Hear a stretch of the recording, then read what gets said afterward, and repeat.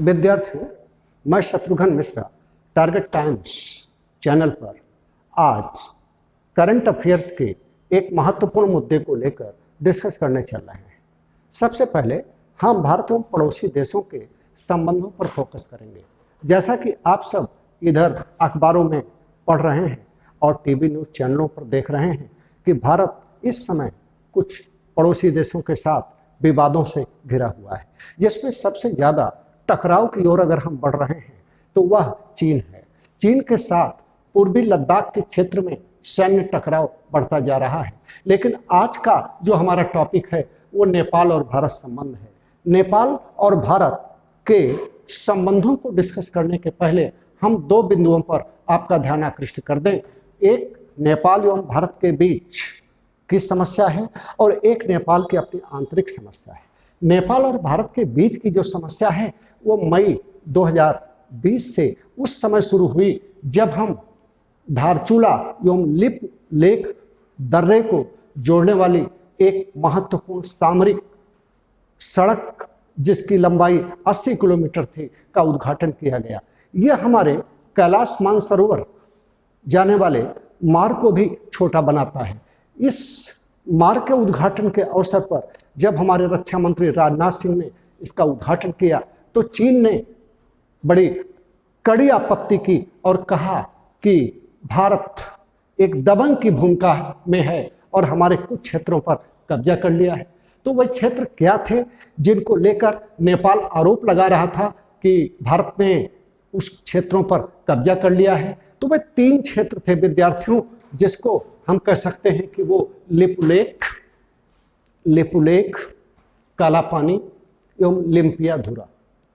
लिपुलेख, काला पानी, लिम्पियाधुरा, याद रखिएगा, ये तीन क्षेत्रों पर नेपाल अपना आधिपत्य जताता है और वहाँ की संसद ने विधिवत एक नए मानचित्र को पास करते हुए वहाँ की राष्ट्रपति जो विद्या देवी भंडारी हैं उन्होंने इसको मंजूरी दी और वहाँ की संसद में एक प्रकार से लगभग संपूर्ण बहुमत से इसको पारित कर दिया गया और इसी के साथ भारत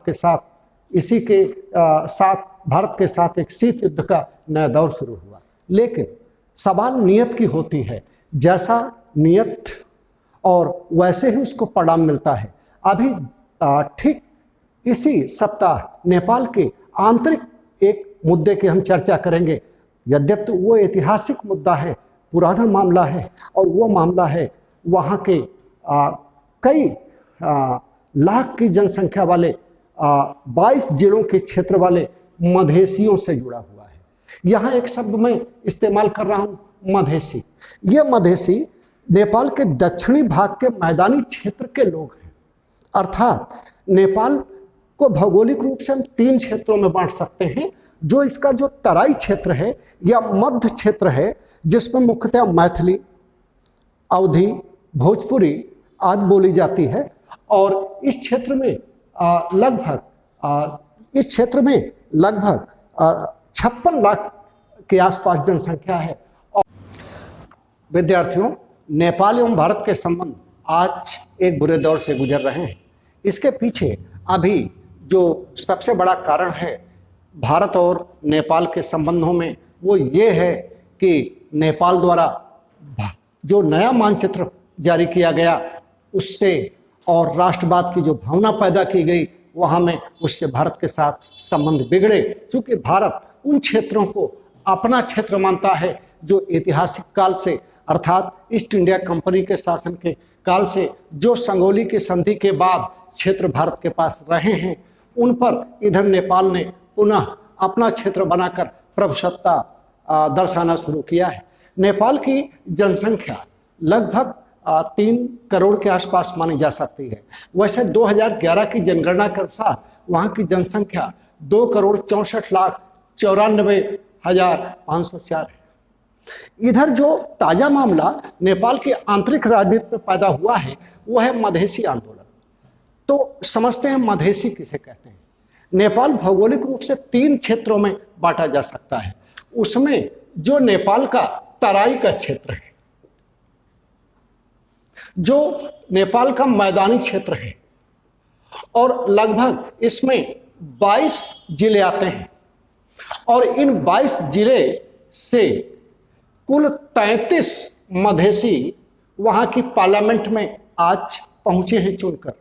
वहां की जनसंख्या का लगभग, वहां की जनसंख्या जो 56 लाख के आसपास है, एक बड़ा हिस्सा है नेपाल की जनसंख्या का, उसको वहां के नए लोकतांत्रिक संविधान में वह समान अधिकार, पहचान नहीं प्राप्त है जो मिलना चाहिए। और ये मांग मधेसियों की एक किसी लोकतांत्रिक देश में जायज मांग है। और नेपाल के राजनीतिज्ञ ये समझते हैं कि जब कभी वहां मधेसी आंदोलन शुरू होता है, जैसा कि इस समय जून की प्रचंड गर्मी में आंदोलन शुरू हुआ है, यह माना जाता है कि इसमें भारतीय राजनेताओं का संरक्षण है, भारतीय नेताओं का हाथ है। ऐसा नहीं है। और यदि ऐसा माना भी जाता है तो यह उचित भी है, क्योंकि भारत एक बड़ा लोकतांत्रिक देश है और उसका यह नैतिक कर्तव्य भी होता है कि लोकतांत्रिक अधिकारों का वह समर्थन भी करे। और यह समर्थन विश्व की सबसे बड़ी संस्था संयुक्त राष्ट्र संघ भी इस मुद्दे पर करती है और यह मानवाधिकार के अनुकूल भी है। तो एक प्रकार से हम देख रहे हैं कि वहां के प्रधानमंत्री नेपाल कम्युनिस्ट पार्टी के अध्यक्ष भी हैं, वो केपी शर्मा ओली। माना जा रहा है आजकल वो चीन के चंगुल में फंस गए हैं। पाकिस्तान के इमरान खान भी उनको समर्थन दे रहे हैं और ये बड़ा ताजुब है कि आरोप लगा रहे हैं कि वहां के अंदरूनी राजनीति में भारत हस्तक्षेप कर रहा है। ऐसा कैसे हो सकता है? वो ये भी कह रहे हैं कि उनको सत्ता से हटाने की एक साजिश भारत रच रहा है। ऐसा कैसे हो सकता है? भारत स्वयं आज कुछ अपनी आंतरिक और बाह्य समस्याओं से घिरा हुआ है। एक तरफ हमें चीन की चुनौती से निपटना पड़ रहा है और दूसरी तरफ इधर कोरोना संकट में हमें अपने देश की जनता के हित में काम करना पड़ रहा है। एक बड़ी जनसंख्या वाला देश है भारत। तो एक प्रकार से हम कह सकते हैं कि जो ओली हैं, उनकी विदेश नीति से वहाँ की जनसंख्या का एक बड़ा हिस्सा, यहाँ तक कि उनके पार्टी के लोग भी असंतुष्ट हैं। संसद में, वहाँ की राजनीति में उनका विरोध बढ़ता जा रहा है। ऐसी परिस्थितियों में हम कह सकते हैं कि वो चीन के उकसावे में काम कर रहे हैं और जो वहाँ के एक फायर ब्रांड नेता या कह सकते हैं कि प्रभावशाली नेता, कभी माओवादी नेता रहे, प्रचंड हैं, प्रचंड भी इस समय प्रधानमंत्री के विरोध में है। अब हमें देखना है कि ऐतिहासिक, भौगोलिक और सांस्कृतिक दृष्टि से जब भारत और चीन का संबंध घनिष्ठ है, घनिष्ठ रहा है और दोनों को हम अलग करके भारी नुकसान में जा सकते हैं। चीन को ये समझना होगा, आज़ादी के बाद से जो संधि 1950 में एक मैत्री संधि हुई थी, उसे हम शांति और मैत्री संधि का नाम देते हैं। और जो हमारे दोनों देशों के बीच पारगमन को बढ़ावा देता है, शायद एशिया के किसी ऐसे देश में ना हो कि दोनों देशों की सीमाएं और खुली हों।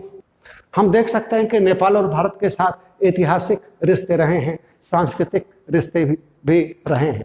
तो इस प्रकार से नेपाल हर दृष्टि से भारत के अनुकूल, हितों के अनुकूल है और उसके हितों के अनुकूल भी भारत है। हम ऐतिहासिक काल में जब नज़र दौड़ाते हैं तो ये पाते हैं कि नेपाल में कभी मौर्यों का साम्राज्य हुआ करता था। नेपाल अशोक का टोप है। ऐतिहासिक दृष्टि से हम विचार करते हैं तो पाते हैं कि नेपाल कभी मौर्य शासकों के साम्राज्य का एक हिस्सा रहा। नेपाल के कुछ क्षेत्र अशोक के क्षेत्र में शामिल थे। कहते हैं कि अशोक ने यहाँ पर लुम्बिनी में एक स्तंभ का को स्थापित कराया, रुम्मनदेही स्तंभ, जिसमें वहाँ पर कर को माफ करने की बात की गई थी। और आगे चलकर लिच्छवी भी नेपाल की एक वीर जाति मानी जाती थी, क्षत्रिय जाति मानी जाती थी और वहाँ के नागरिक जा सकते हैं। तो इस प्रकार एक पिछड़े और गरीब माना जाता है कि गुप्त वंश के शासक चंद्रगुप्त प्रथम ने लिच्छव राजकुमारी कुमार देवी के साथ विवाह किया था और इसी से उत्पन्न संतान समुद्रगुप्त, जिसे लिच्छव दौहित्र भी कहा जाता है, का नेपाल पर एक प्रकार से अधिकार रहा। ये भी सांस्कृतिक दृष्टिकोण से देखें तो जनकपुर का संबंध सीता से जोड़कर देखा जाता है। लुम्बिनी में गौतम बुद्ध का जन्म हुआ। बौद्ध धर्म का एक महान बीजारोपण माना जा सकता है लुम्बिनी से, और पशुपत शिव के केंद्र के रूप में भी नेपाल प्रसिद्ध है। इस प्रकार हम सांस्कृतिक रूप से भी नेपाल से गहरे जुड़े हुए हैं। आइए हम देखते हैं कि सामाजिक रूप से नेपाल एक हिंदू राष्ट्र के रूप में माना जाता है। अभी भी वहाँ 85% लोग हिंदू हैं और उसके बाद बौद्धों की संख्या लगभग 5% के आसपास है। अन्य भी धर्म के लोग वहाँ रहते हैं। वहाँ का सामाजिक ताना बाना एक बहुदलीय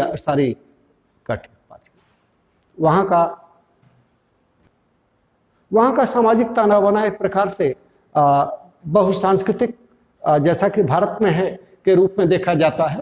और आर्थिक रूप से भारत और नेपाल के बीच काफ़ी करीबी संबंध रहा है। वहाँ के अनेक परियोजनाओं में भारत का निवेश है और आर्थिक रूप से वहाँ के रोजगार की दृष्टि अगर हम देखें तो वहाँ के लोग बिना किसी वीज़ा और पासपोर्ट के भारत में रोजगार के लिए आते रहे हैं और हमारे देश के लोग भी वहाँ पर जाकर के व्यापार और अन्य चीज़ों की खरीदारी करते रहे हैं। और एक लंबी खुली सीमा, लगभग 1850 किलोमीटर की एक खुली सीमा जो नेपाल के साथ लगती है, ये एक विशिष्टता प्रदान करती है। नेपाल के साथ भारत के 5 राज्यों की सीमा लगती है, जिसमें उत्तराखंड, उत्तर प्रदेश, बिहार, सिक्किम और पश्चिम बंगाल है। एक बार फिर से सुन लें, उत्तराखंड, उत्तर प्रदेश, बिहार, सिक्किम और पश्चिम बंग है। तो इस प्रकार इन तराई क्षेत्रों से जुड़ी हुई जनसंख्या का एक बहुत बड़ा हिस्सा है। उसकी सामाजिक धार्मिक संरचना इतनी साम्य है, इतनी निकट है कि बड़ा अंतर कर पाना कठिन है कि कौन नेपाल के लोग हैं और कौन भारत के लोग हैं। अब हम क्यों भारत और नेपाल के बीच ये संबंध बिगड़ते चले जा रहे हैं, जबकि एक प्रकार से भारत की भूमिका एक बड़े भाई के रूप में है और नेपाल की भूमिका एक छोटे भाई के रूप में है। ये हम देखें कि अंतर्राष्ट्रीय संगठनों को यहाँ पर ध्यान में रख करके विचार करें तो भारत और नेपाल दोनों सार्क के सदस्य हैं। SAARC South Asian Association Regional Cooperation, जिसको हम दक्षेस भी कहते हैं, दक्षिणी एशियाई क्षेत्रीय सहयोग संगठन, और सार्क का मुख्यालय भी काठमांडू में है। एक महत्वपूर्ण भूमिका निभाता रहा है नेपाल की जो भौगोलिक स्थिति है, चीन और भारत के बीच स्थित एक ऐसे देश के रूप में इसको बफर स्टेट के रूप में देखा गया। और वैसे भी देखा जाए दक्षिण एशियाई देशों में एक स्थलबद्ध देश है नेपाल, समुद्री क्षेत्र नहीं है। निश्चित रूप से नेपाल को अपने व्यापारिक उद्देश्य के लिए कलकत्ता बंदरगाह का प्रयोग करना पड़ता है, हम उसकी अनुमति देते हैं। हम जब भी नेपाल पर संकट आता है, जब वहाँ पर एक अभी भूकंप जब आया कुछ वर्ष पहले, तो भारत उसके साथ खड़ा रहा। नेपाल के अधिकांश राजनीतिक या लोग अपनी शिक्षा प्राप्त करने के लिए भारत आते हैं। भारत में BHU, इलाहाबाद और अन्य विश्वविद्यालयों में शिक्षा ग्रहण करते हैं। जब भी कभी नेपाल पर कोई संकट आता है तो भारत उसे हर हाल में संरक्षण देने के लिए खड़ा रहता है। तो इन संबंधों के पीछे माना जा रहा है चीन की एक बड़ी भूमिका है। चीन पिछले कुछ वर्षों से भारत को चारों तरफ से घेरने की एक बेहद दूरदर्शी और चालबाजी युक्त चालें चल रहा है। दक्षिण में श्रीलंका में हम्बनटोटा बंदरगाह बनाया और एक प्रकार से अब उसका यहाँ पर नियंत्रण भी अधिक हो गया। उधर पाकिस्तान को हर प्रकार से सामरिक, कूटनीतिक, आर्थिक मदद देकर भारत विरोधी, यद्यप पाकिस्तान के साथ ऐतिहासिक रूप से संबंध अच्छे नहीं है प्रारंभ से ही। उधर म्यांमार को प्रोत्साहित करके भारत के विरोध में चीन, और पिछले कुछ वर्ष पहले 2017 में डोकलाम जो भूटान का क्षेत्र था, उस संदर्भ में जो भारत और चीन के बीच तनाव हुए, उनको हम लोग देख ही चुके हैं। अब इधर बांग्लादेश को भी कुछ आर्थिक रियायतें देकर वो अपने पक्ष में कर रहा है। समझ में ये नहीं आता कि एक ऐसे समय जब आज पूरी दुनिया महामारी के दौर से गुजर रही है, कोरोना संकट से, जिसकी शुरुआत ही चीन से हुई और ये अंतर्राष्ट्रीय रूप से बदनाम भी हुआ, आज जो पूरी दुनिया इस संकट का सामना कर रही है, तो क्या ये उपयुक्त समय है कि हम अपने पड़ोसी मुद्दों को हवा दें और तनाव की ओर बढ़ें? बिल्कुल नहीं हो सकता। और निश्चित रूप से अभी चीन के साथ जिस प्रकार के संबंध हमारे बढ़ रहे हैं, ठीक है, उसमें और भारत ने अभी जो सर्जिकल स्ट्राइक की, एक प्रकार से डिजिटल 59 एप्स को प्रतिबंधित कर दिया, ठीक है, और आगे भी चल करके हम अनेक आर्थिक, कूटनीतिक और हमारी भी सेनाएं एक मजबूती से अपने सीमा क्षेत्र की रक्षा के लिए डटी हुई हैं। तो माना यह जा रहा है कि नेपाल के साथ भारत के संबंध बिगड़ने के कई कारण हैं। उन कारणों में एक तो चीन का प्रोत्साहन और संरक्षण है। भारी निवेश कर रहा है चीन नेपाल में, नेपाल को सतर्क रहना चाहिए। नेपाल की आम जनता ये भारत के साथ अपने आत्मीय संबंधों को समझती है। नेपाल की आम जनता ये मानती है कि जो हमारे सामाजिक, सांस्कृतिक, आर्थिक नजदीकी भारत के साथ हो सकती है, वो चीन के साथ नहीं हो सकती। प्रजातीय और इस दृष्टिकोण से हम एक प्रकार से धार्मिक विश्वास की दृष्टि से भी हम भारत के निकट ही पहुंचते हैं। तो इस प्रकार हम कह सकते हैं कि नेपाल की राजनीति में वहाँ स्वयं आंतरिक संकट बढ़ता जा रहा है और हो सकता है कि वहाँ राजनीतिक परिवर्तन हो जाए। इसके बाद भी क्या भारत और नेपाल के संबंध अच्छे होने की संभावना है? निश्चित रूप से वहाँ की जनता का दबाव, किसी भी देश की जनता का दबाव वहाँ की सरकार पर अवश्य पड़ता है। तो नेपाल की ये बात अलग है कि राष्ट्रवाद के मुद्दे पर किसी भी देश के नागरिक एकजुट हो जाते हैं, जैसा कि हमने देखा कि लिपुलेख, काला पानी और लिम्पियाधुरा के मुद्दे पर वहाँ की आम जनता भी भारत के विरोध में रही और यह माना कि ये क्षेत्र नेपाल का है। लेकिन यहाँ पर हम स्पष्ट कर दें कि कहा जाता है कि नेपाल एक ऐसा देश था जिस पर कभी भी किसी अन्य देश का कब्जा नहीं रहा। हाँ, हम आधुनिक काल में जरूर कह सकते हैं कि जब भारत में ब्रितानी हुकूमत थी तो उस समय नेपाल में भी एक शक्तिशाली राजाओं द्वारा नेपाल के क्षेत्रों का विस्तार किया जा रहा था। नेपाल कई छोटे छोटे क्षेत्रों में बटा हुआ था। पहली बार पृथ्वी नारायण शाह ने 18वीं शताब्दी उत्तरार्ध में नेपाल को संगठित किया।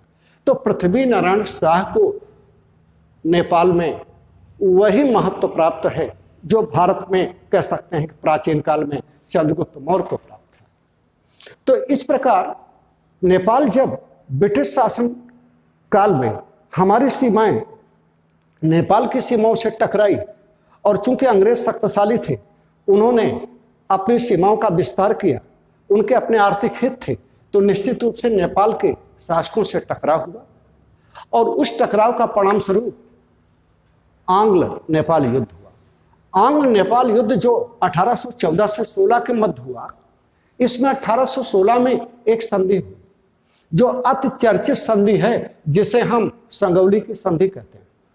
इस संगौली की संधि के द्वारा जो भू क्षेत्र ब्रिटिश सरकार और नेपाल के शासकों के बीच तय हुए, वही हमारी आज की सीमा है। इसका मतलब हमारे और नेपाल की सीमा के बीच विवाद का कुछ कारण ऐतिहासिक भी है। और जैसा हम देखते हैं कि चीन के साथ मैकमोहन रेखा के विवाद की जो बात है, उसका भी कारण ब्रिटिश साम्राज्य के दौरान जो सीमाएं हमारी थीं वो नहीं। कहने का तात्पर्य है कि कुछ हमको तो ऐतिहासिक कहीं ना कहीं एक मानक मानकर चलना पड़ेगा। कहने का तात्पर्य यह है कि अगर नेपाल ये समझता है कि हमारी वो सीमा होना चाहिए जो कभी उसके साम्राज्यवाद के दौर में हुआ करती थी, तब तो हम ये कह सकते हैं कि नेपाल के बड़े क्षेत्र पर समुद्रगुप्त का अधिकार था। नेपाल के बड़े, कभी नेपाल निश्चित रूप से मौर्यों का अधीन था, तो नेपाल पूरा भारत का होना चाहिए। ऐसा नहीं हो सकता। नेपाल ये मानता है कि जैसे हमारे पूर्व में, ठीक है, सतलज पश्चिम में, सतलज से लेकर पूर्व में तीस्ता नदी तक हमारी सीमा थी।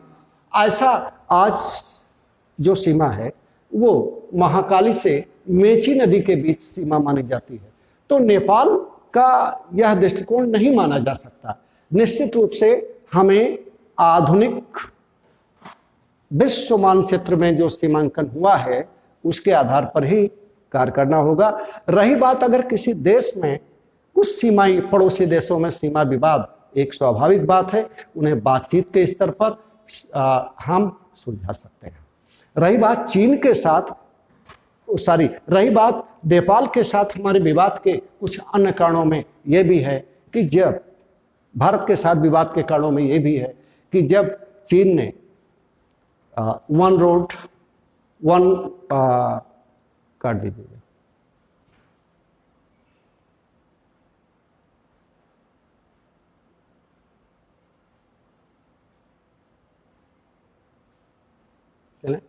नेपाल के साथ विवाद का एक कारण ये भी माना जाता है कि जब चीन ने वन बेल्ट वन रोड परियोजना शुरू की तो इसमें नेपाल ने भी उसका समर्थन किया, जो भारत को पसंद नहीं आया।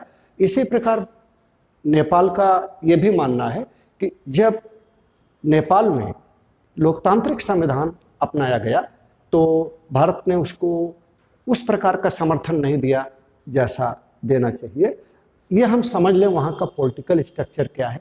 नेपाल आज एक संघीय लोकतांत्रिक धर्मनिरपेक्ष गणराज्य है, अर्थात वहाँ राजतंत्र समाप्त हो चुका है। वहाँ के अंतिम राजा जो थे वो ज्ञानेंद्र थे और वहाँ पर पहले माओवादी सरकार आई, उसके बाद लोकतांत्रिक सरकार आई।